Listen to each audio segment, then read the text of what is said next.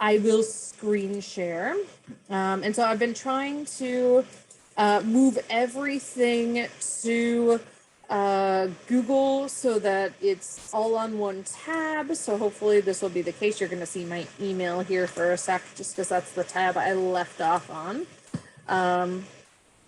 And so again, you can, if you want, change your view in terms of what's next to the screen share. So it may default to just showing me.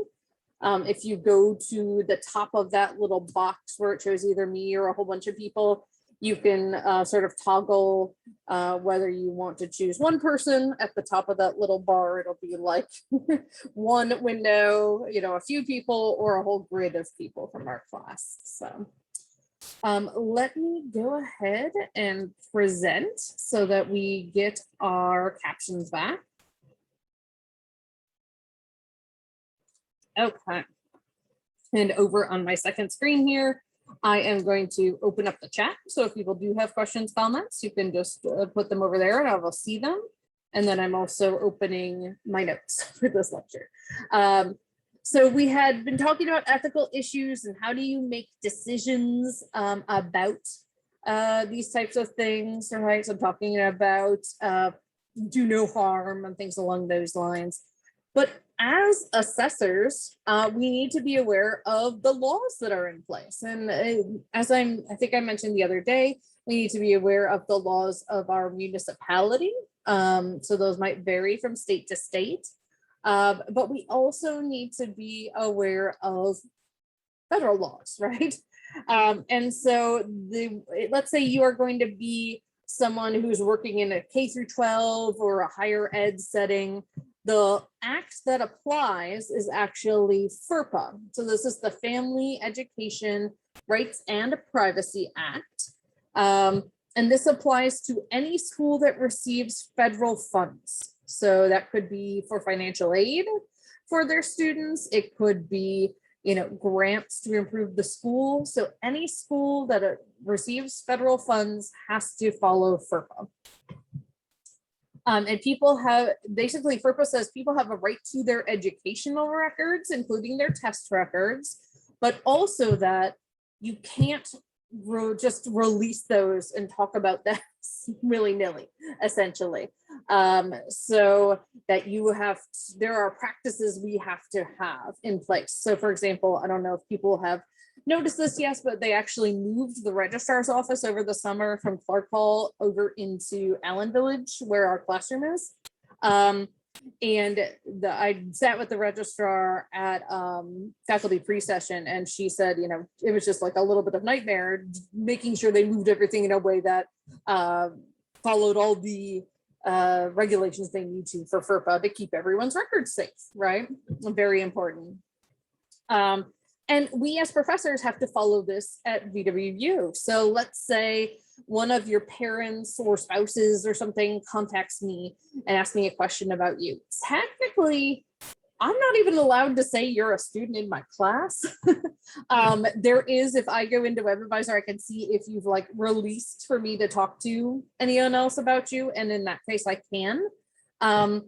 But I can't just give information. I shouldn't be sharing information about your grades with anyone but you, for example. So, and yes, I have been contacted by parents in the past.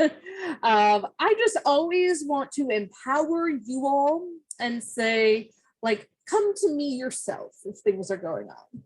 It covers FERPA, but also empowers you, like I said. But yes, so we do have to be very cautious with FERPA. And if you are, again, assessing within an educational setting, this is the law that governs how you have to keep those records. The one that people are most familiar with, and the one that I think people kind of throw around the most, and that people often actually get the acronym wrong, is HIPAA. So it is the Health Insurance Portability and Accountability Act. So it's 2 A's, it's not 2 P's. And I don't know if anyone else saw this on Twitter this summer, but there were some pretty funny, like, it's a HIPAA violation if you, like write this on social media, it's a HIPAA violation if someone asked your name, right? Like sort of goofy extreme because people were taking it out. So let's talk about what HIPAA is and what HIPAA isn't, because I think there's a lot of confuse. HIPAA restricts the info that can be shared by your provider, your doctor or medical team, without client consent. So it means that your doctor can't share your health information without your consent. It doesn't mean that no one is allowed to ask for that health information. So it is not a HIPAA violation for Wesleyan to have asked for our vaccine status, for example, or last year to ask for if we had health accommodations that meant we had to be remote. That's not a HIPAA violation. They are not a medical entity, right? Now, if our doctors share that information with Wesleyan without our consent, that's a HIPAA violation. HIPAA, the other nice part of HIPAA, the portability part is, I'm sure lots of you for your medical care have encountered things like MyChart or other sort of online systems where you can view your records. And that is largely in part due to HIPAA, because that's in there, that patients should be able to view their own records, just like FERPA says that for your academic records. So I think it's really important to know what HIPAA actually is, know what the proper acronym is, right? And especially to know what HIPAA is not. Privileged communication laws basically say that licensed professionals, like say practicing psychologists and doing assessments, have the right to keep information confidential. So your book talks about the case of Jaffee, Jaffee, v. Redmond. Hey, it got both of those spellings mostly right. That's good. And this was a police officer who responded to a fight and killed a man who seemed about to stab someone. He was sued by the family of the person who was shot, and he saw a counselor. This is how this relates. He saw a counselor, and the counselor, citing these acts, these privileged communication laws, refused to turn over his records. The jury ruled in favor of the plaintiff. This went all the way to the Supreme Court on this issue of whether or not the therapist, the counselor, had to release his notes. And the Supreme Court of the United States says that a licensed therapist does hold privileged communication, and so they do not have to release those notes. So I think that is something that really protects us. There are cases where you can be subpoenaed for things like this. What a lot of therapists do is they keep official notes that essentially they would be fine with being subpoenaed in theory, but then they might have what is sometimes called a shadow file that might be a physical file where they keep like notes from a session or what they're going to do next session, things like that. Again, more for their own reference that wouldn't, help anything in court. The Freedom of Information Act is another important act here. This allows access to federal records, and many states have adopted similar laws. So this could, in theory, affect someone who worked at the VA as a psychologist, for example. The Civil Rights Act of 1964 and its amendments say that tests used for employment or promotion must be shown to be suitable and valid for the job in question. So this argues you can't just like make up a test that's basically going to screen whether people are white or straight or anything like that, right?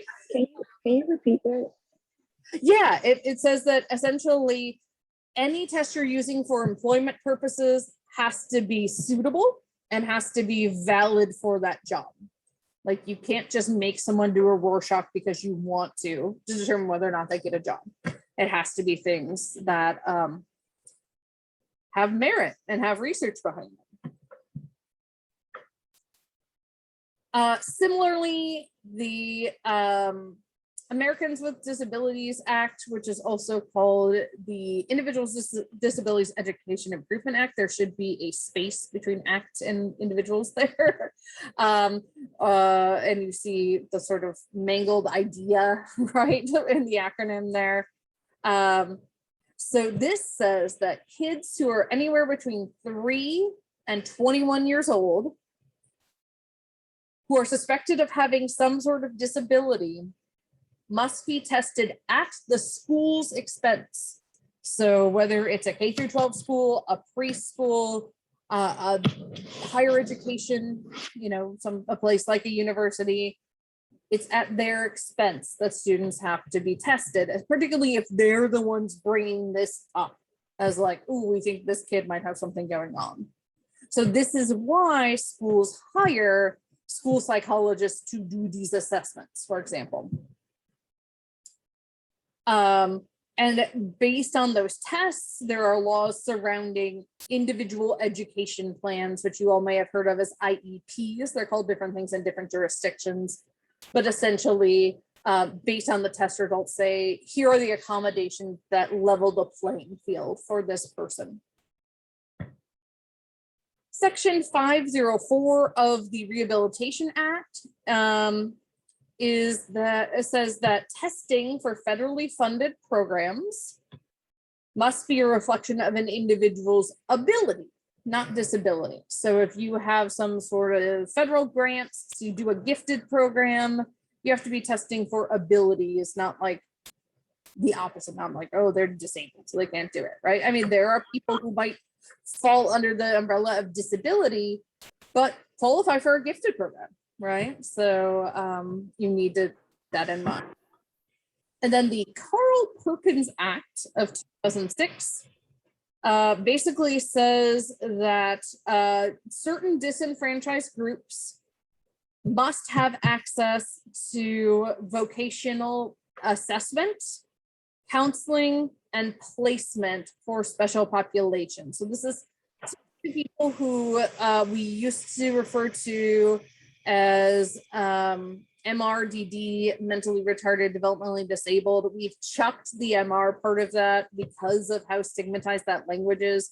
We typically call these either folks with developmental disabilities or developmental delays now.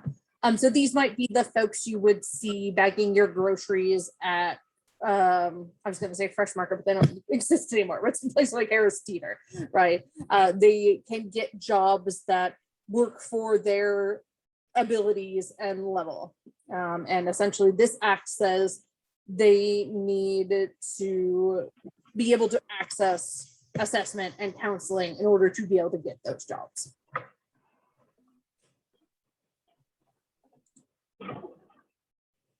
All right, this is a huge issue in assessment and something we kind of need to keep in mind throughout the semester, because we will take and parse out each individual assessment and talk about it in detail.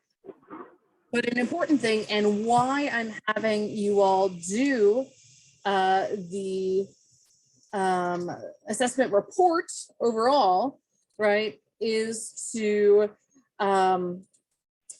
think about how all of those test results fit into a larger picture.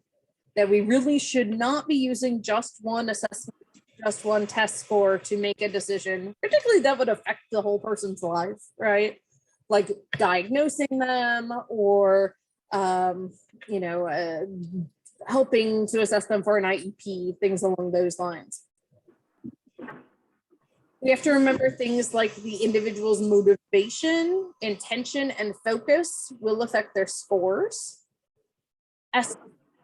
Be a static process that we do just once. Assessment should change because other people change, right? So like if you assess a kid at 3, right, and then don't ever reassess them, you might be missing some things that maybe because of an IEP, the kid is able to adapt and develop some abilities that would bring them to a different level of ability. Another thing we really need to be aware of is cross-cultural issues in assessment. I think I mentioned this previously, but most of the assessments we have, at least initially, were normed on white people and often men, and sometimes very niche. So the original version of the MMPI, which we'll talk about extensively this semester, was normed on men and women, but they were all from rural Minnesota. So they were essentially all of Scandinavian descent, and most of them were farmers. And then that for years, like decades, was just applied to everyone. Right? We shouldn't do that. That's bad.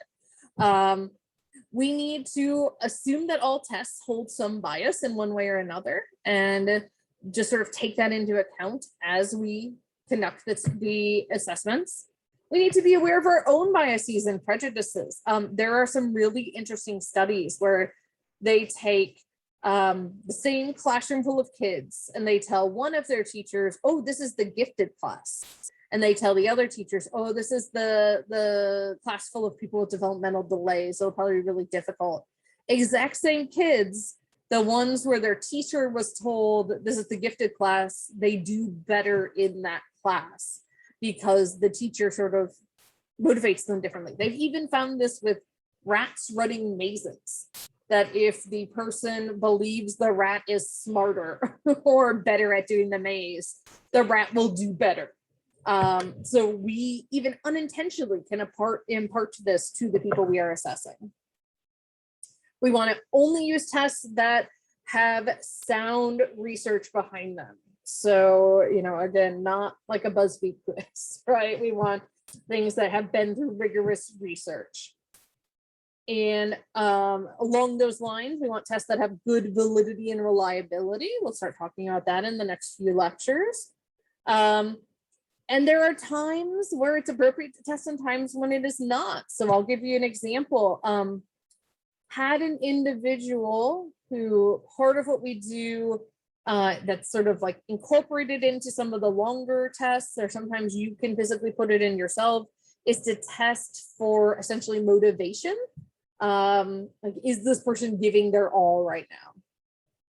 And this guy just like bombed this motivation test.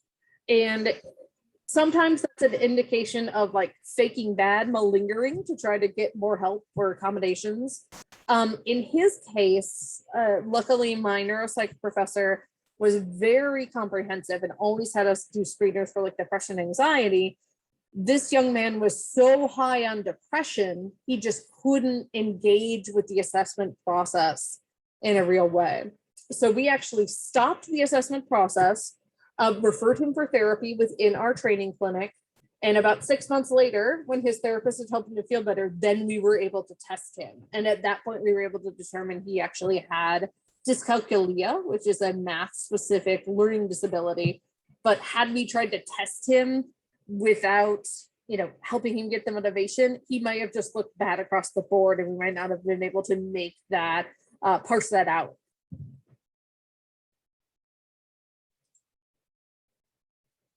We also want to know how to choose good tests that are relevant to the situation at hand. That's part of what we'll talk about throughout this class.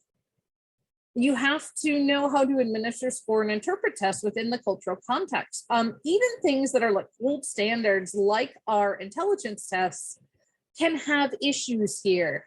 So for example, part of the Wechsler Adult Intelligence Scale, which is again the gold standard intelligence test, asks about like basic knowledge.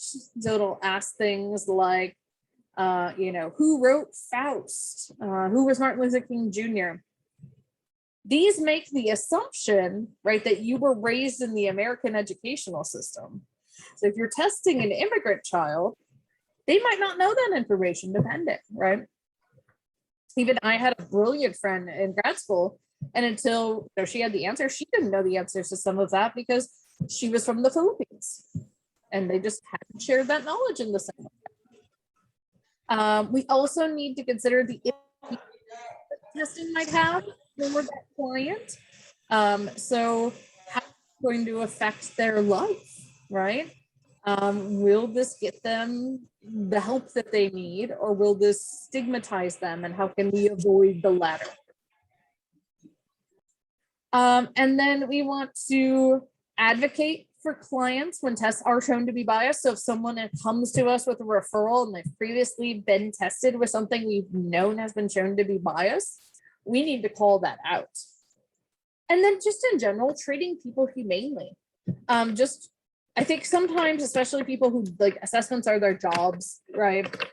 It can get exhausting and you just sort of almost become a computer yourself. And so sort of expect the client to respond in that way. But, you know, clients are people. And if you have them doing an 8-hour process, they need breaks, right? And there might be days where they just can't finish that day. So you need to really be aware of that. Another example here, a woman that I was testing for some memory issues, she was so anxious about the testing process itself that it was like getting in her way. So I had to spend a lot of my clinical skills doing a lot of like encouragement for her. And when she got something wrong, she'd go, "Oh snap," and get really anxious. And so a lot of it was, "You're doing just fine. You're doing great. Keep going." Yeah, Troy.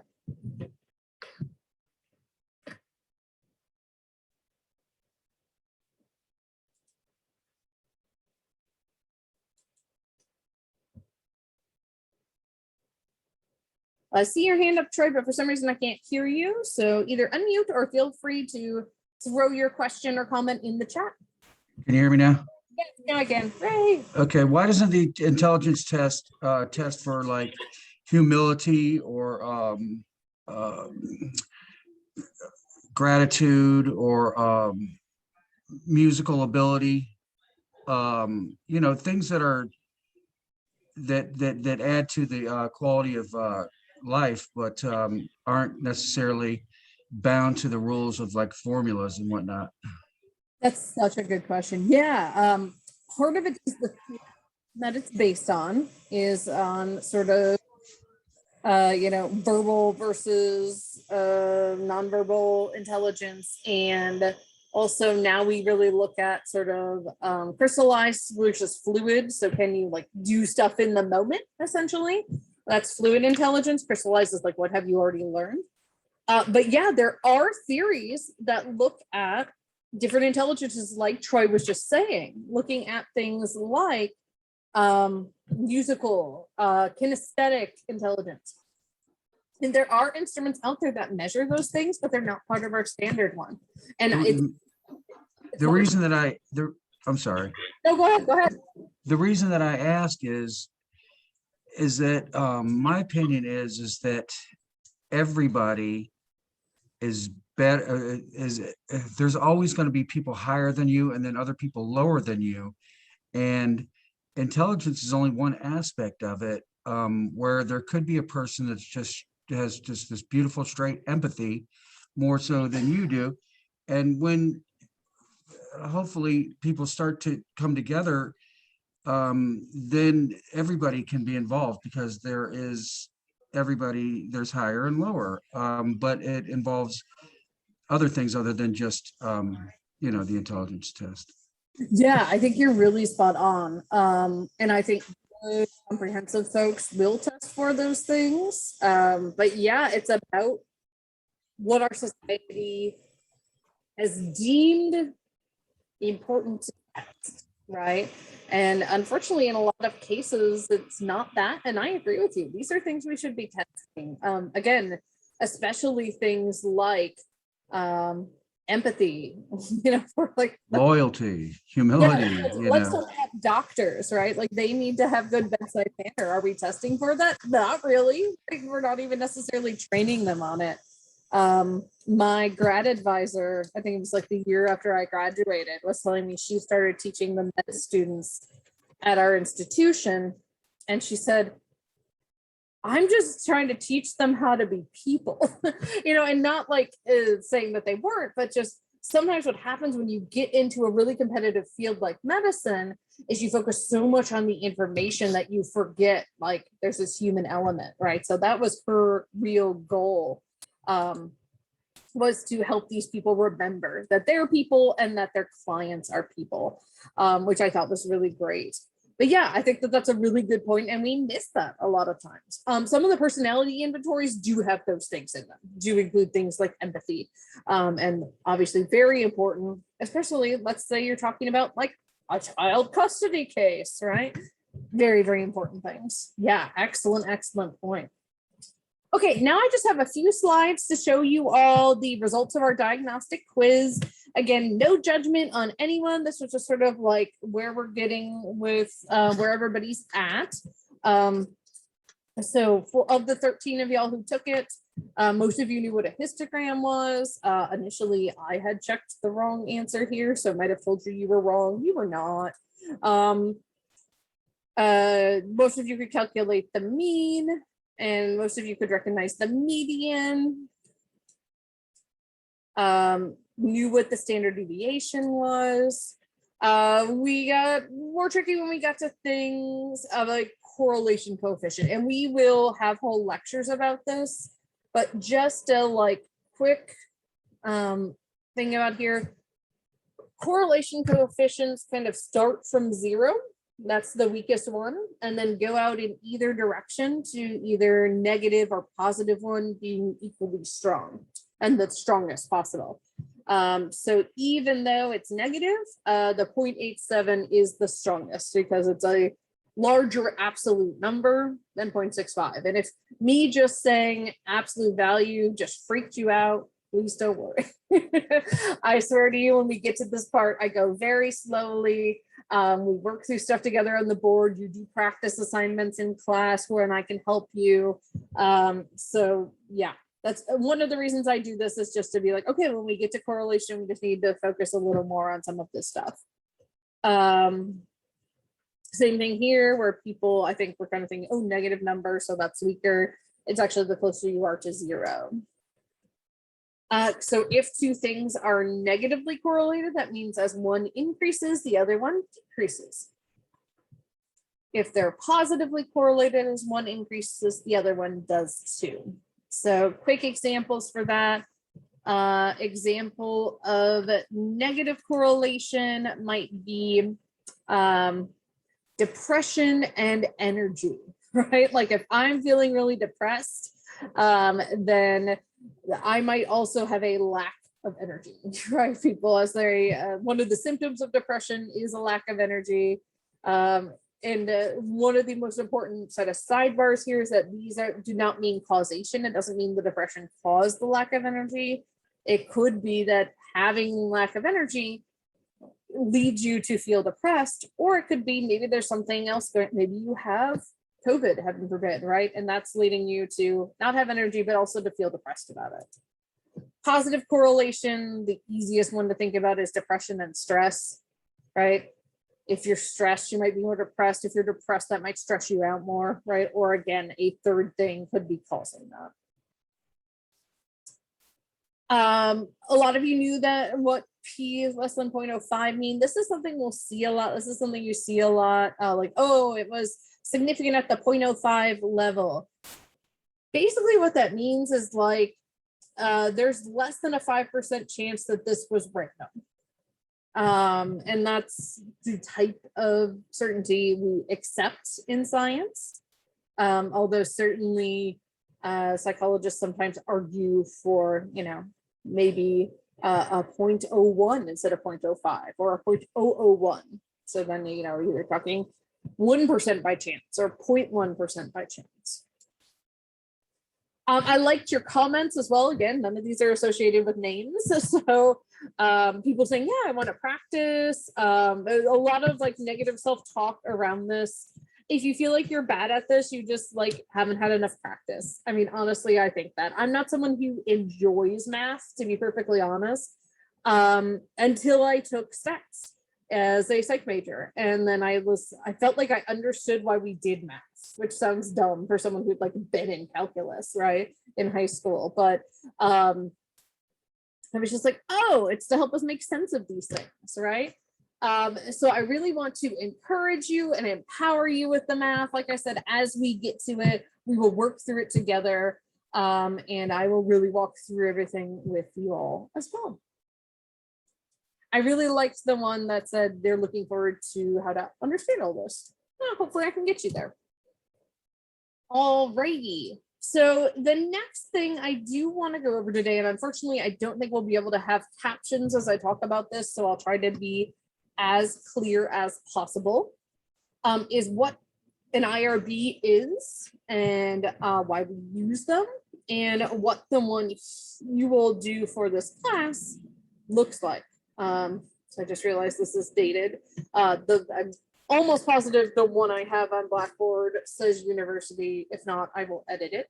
It's just like my old email address from when we were still at college. So, but essentially what an IRB is the board itself is interdisciplinary board of professionals who review research proposals to check for a few things. The biggest is sort of do no harm to participants. And other things are just following ethical principles in general. Are they doing everything, checking all the boxes they need to for either, again, legal purposes or just that institution's guidelines. So it's not supposed to necessarily be about like the quality of the research, unless it's something that, you know, would potentially be very hurtful and give very little added value, right, to the literature. But mostly about, is whatever research question is being asked going to be investigated in an ethical way, right? So the premise, again, for your group project is you all are coming up with your own questionnaire. And so, yeah, that's ethical, right? The basic premise is ethical. You know, 99.999 times out of 100, a questionnaire will not cause anyone distress, right, when they're taking it. We used to joke when we give paper and pencil questionnaires that like there's no more risk than normal paperwork or like office work. Like you might get a paper cut, right? Like something like that. And clearly in psychology, there could be other reactions, right? But you're filling out something about disordered eating, you have a history of eating disorder, it might kind of bring something up for you. But there are measures we put in place as researchers to really emphasize ways that we can protect people.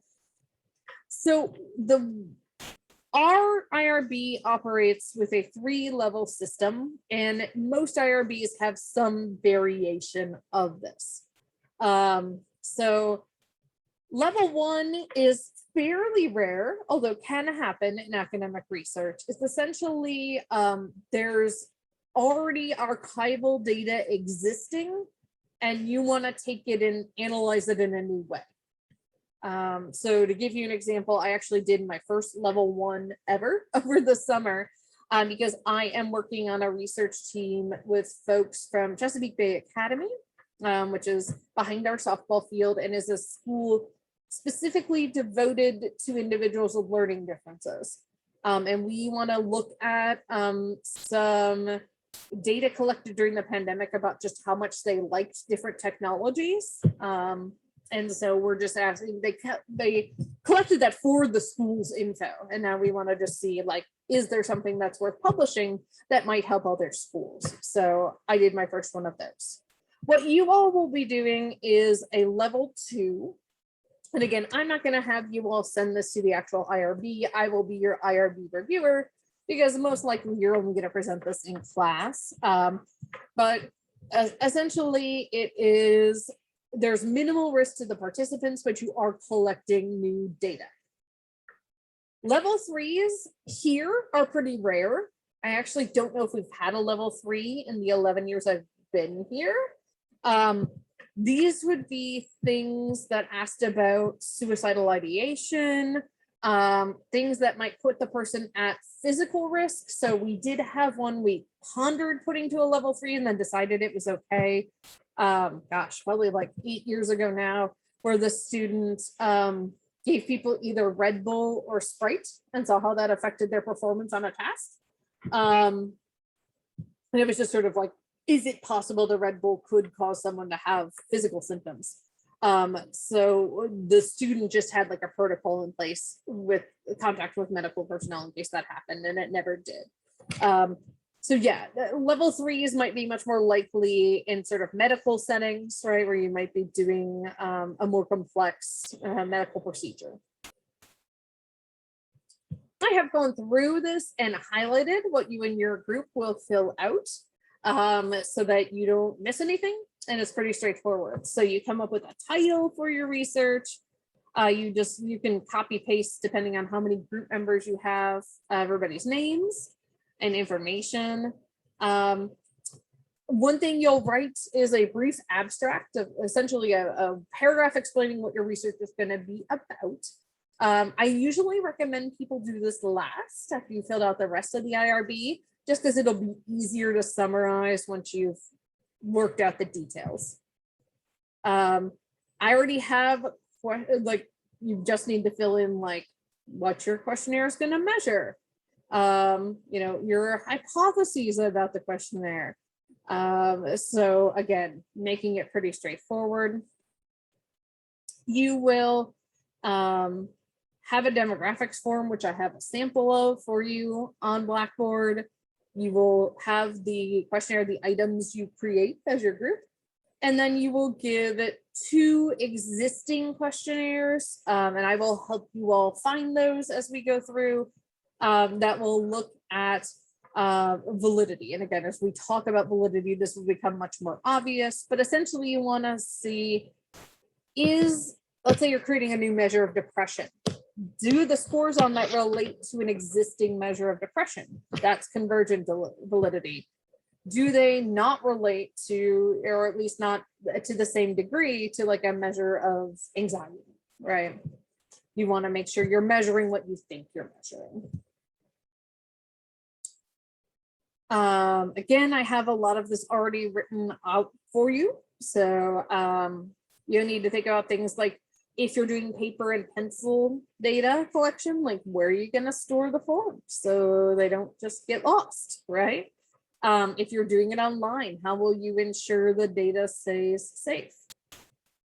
If you're going to approach people in person, where are you going to stop them in the grill? Are you going to do it before a basketball game, right? Where are you going to do it?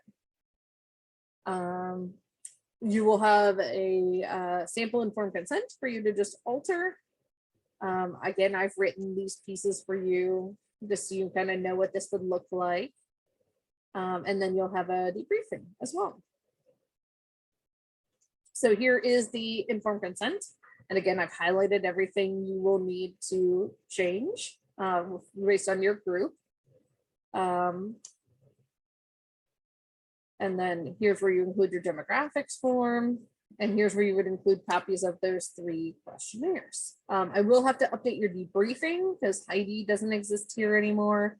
But other than that, this will all be accurate. So again, you've got, I think, like a month and a half to do this, a little over a month. And your first thing with your group is going to be coming up with a topic. So you certainly have some more time, but I like to take this day at the beginning of the semester because the IRB relates so much to our ethics, right, part of things, that this is a nice way. I was going to go over APA style, but I'm actually going to wait on that.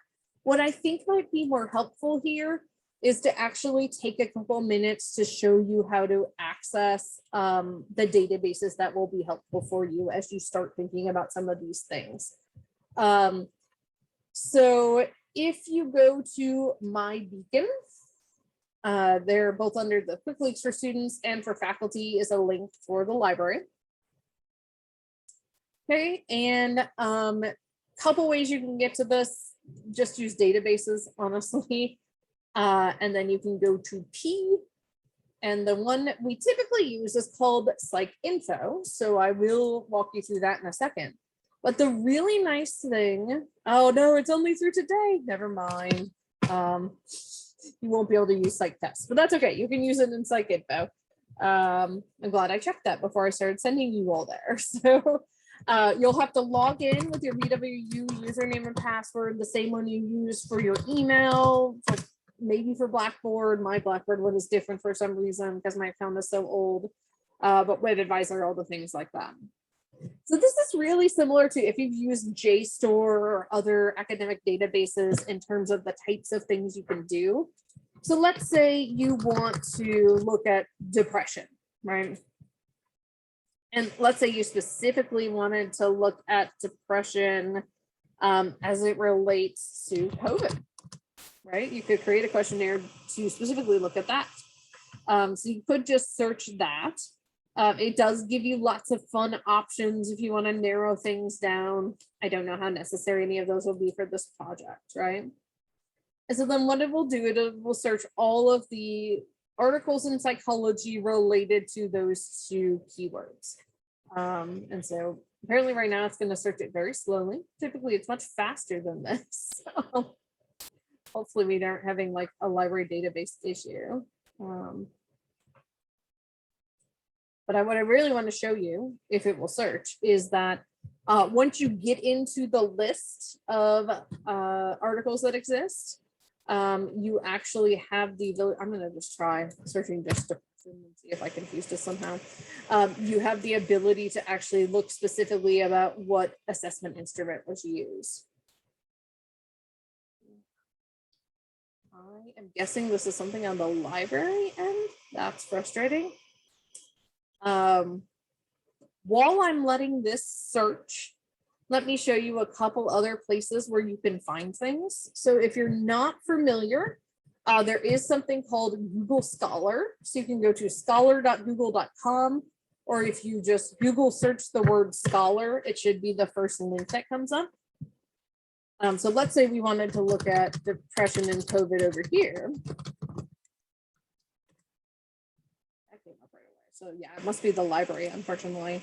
And so we can see there are a whole bunch of articles published about this already. The great thing about Google is that Google Scholars, if you, let's say I'm going to open this in a new tab, if you click this link, it will take you to the full text of the article, which is really cool. So in this case, this is, you know, more of a, it sounds like an editorial or a think piece, so it might not be that helpful, right? But okay, there's at least something out there. But let's say we were more interested in like anxiety and depression in COVID-19 survivors, right? Well, here we can look at it, and you can either look at it just like as a web page, or if you click PDF, you'll see it as more of the traditional style of article that you might be used to seeing. So what I'm trying to show you is what we really want to look at as you think about your group project is, you know, what measures are people using to look at this? So in this case, these people were doing a clinical interview to get at symptoms, but then they also had scales that they had the people fill out. And so, for example, here is the 13-item Beck's depression inventory. Okay, well, we want another measure of depression to compare ours to, right? So what you can do is just Google that measure, and you might find a link that tells you more about it. And sometimes it will even bring up all the items of that measure, which is really cool. Yeah, looks like EBSCO is down. Cool, awesome. That's what we need right now.